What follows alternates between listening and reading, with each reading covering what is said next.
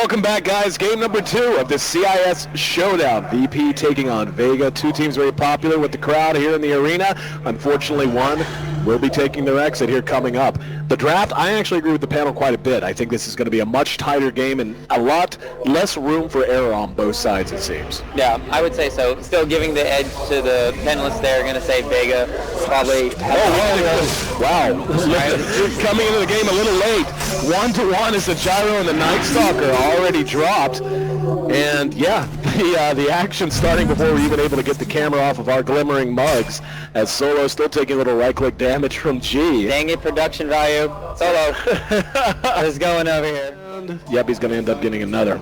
So anyway, looking at the way the lanes are right now, how do you feel about mid? Let's start there. The Jug against the Puck, we can see a lot of he doesn't have any way. He's going to have to phase shift to keep himself safe. He's got the salve, though. Nice salve. Right clicks. Yep, salve up on the other side, too. So, yeah, this is why I was curious. This is a lane that can go either way. It really is very skill-based on both sides. Really good understanding there of no one able to south through the Blade Fury.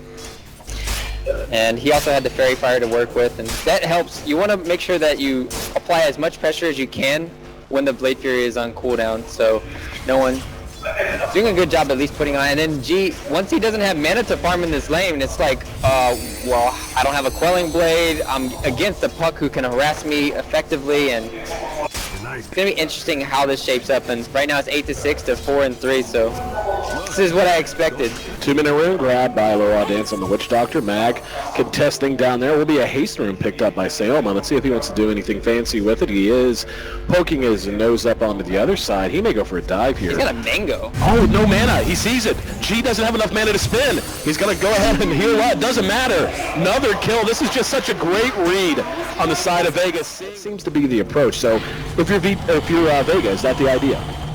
Yeah, but well, I'll hold that thought now. VP, they just ultied already. But here we go. Go to engage, coming from behind, that's going to Yoku. Sayoma being chewed up by the big bad wolf. Solo going to be trapped out as well. Call down's there and it's doing damage, but the response not coming that quickly. Solo bought some time. Encasing himself, not going to matter though, as that's going to be a quick 2 kills. Your Wyvern, because that is a heavy D push. Roche attempt underway. The VP and their collection of different creatures. Looks like this could be interrupted, and yeah, Vega knows what's going on. Here we go. Is he going to go in? He will. It's going to be a beautiful 3-man wave to coil. Follow up the Splitter Blast as well. Cooldown's on point, but no one. And a lot of damage manages to bring it down, and now Vega seems to have sputtered and run out of steam. FN's going to be Omni Slash by G, doing what damage he can. Heals himself up just a bit, but now he's got FNG behind him. Will he be able to turn the corner? Gonna be so close. Can they catch him? And it looks like FNG. He could have turned and voided him. He's gonna. No, yes, he does manage to find him. In the meantime, Lycan manages to finish off the Roshan. He grabs the Aegis, and Vega finds him. You silence and you orb out, and then you can maybe re-engage later, but Solo is going to be flying. Wolves can't fly, as I checked. It's alright, he'll get buffed in the next patch. That's the new buff on the way. They will manage to catch Solo airborne or not, and that's going to be another free one, as Yoku adds yet another kill to his tally, bringing it to 3-0-2. He's been involved in 5 of the 6 kills. Base healing right now. Like taking a look around the heroes, nobody's damaged enough. It's like Night Stalker's healing at 16.8. Like that's his base healing at the moment. Alright, here we go. High ground attempt at 12 minutes in. VP wants to knock the series up. 1-1. The death blow is real right now. Oh yeah, dude. They can't fight this at all without Wyvern OP. Oh my. Well, free racks. There's going to be a call. Oh my goodness, what a coil! And there's the call down. Can they follow it up? Can they make it through the heel? That was as good as they could have asked for, and it just doesn't matter. Look at the sea of green. You can't touch them. Sayoma is going to be frozen up and healed up, but they still just can't do anything. Like, look at this. Look how much damage VP has taken. They may be able to get Yoku, but even if they do, he's got an Aegis. I don't even know why he's back there. He'd probably been better off just dying. G's trying to come in. I mean, they really can't punch through this. That was the best shot I think Vega could have given them at all. But, yeah, that's still going to be Rax. And now no one being pursued out. He's going to phase shift out. And oh, he does get embraced as well.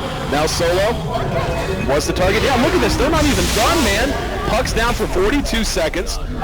And yeah, he doesn't have buyback. So like if they want racks short of 15 minutes and certainly in command of this game, FN still has that big stack he can try to get himself to. Not going to help if he gets caught out. FNG's right on his tail. Mags there with the roar.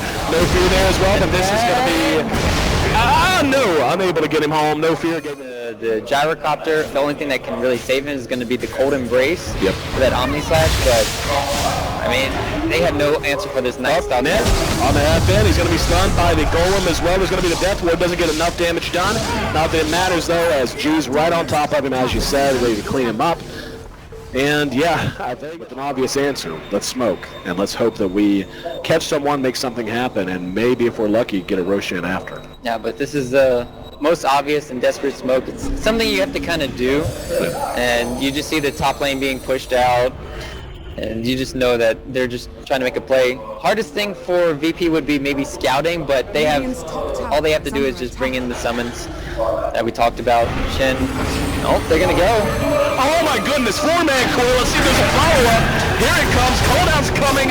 They're going to be able to get no fear. He's already down. Damage is there a little bit more this time, but there's going to be the follow-up Omni Slash, as well as the Crystal Maiden out. There's going to be an embrace and after to keep him alive. Roar catches out a low-haw dance. It's 2 for 2. Absolute slugfest, but I think absolutely it's going to end in favor of VP as they track down the gyro and they clean up house. But for now, looks like they're ready to just go ahead and keep going. What's key here for Vega?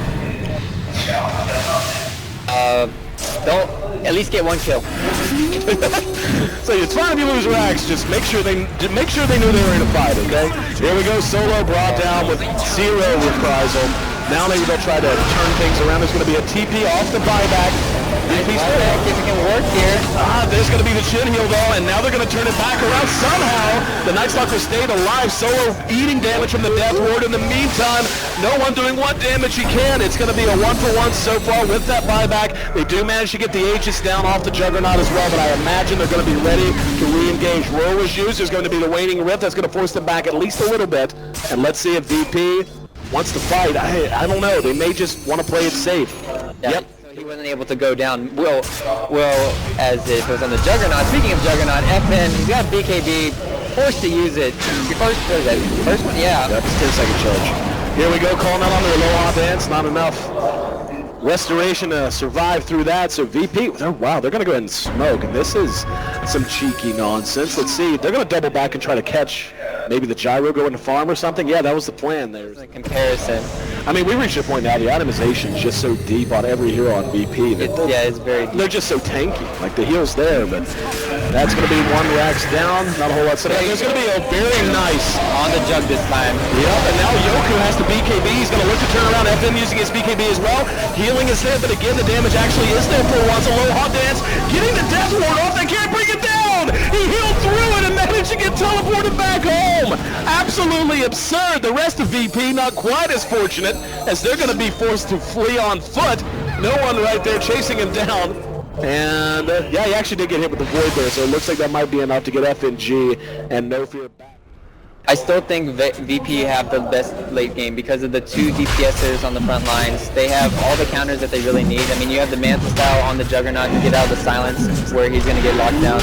Eventually, they'll probably get a Linken's too to counteract the Beastmaster Roar as well as the Wyvern ulti, and then they're like, oh, well, we have nothing. Zelma going straight on in on his own. There's going to be a BKB. They're going to try to follow this through, and he wanted to go on the high ground there, I think. Yeah, forced down to the... Oh, that is... Yeah, I was curious what the hell was going on there, and we can see Solo's trying to hang around. Finally, they're going to come back and initiate. 3-man Waning Rift. There's a cooldown as well, and G manages to get off the Omni Slash. In the meantime, VP able to pull back and heal up. G managing to keep himself safe for a limited time, but Vega able to bring him down. That's going to be 1 for 2. Vega's lost 2. VP still controlling the pit. Big loss to lose G, but I don't know there's a whole lot they're going to be able to do. And oh, by the way, take a look at top lane.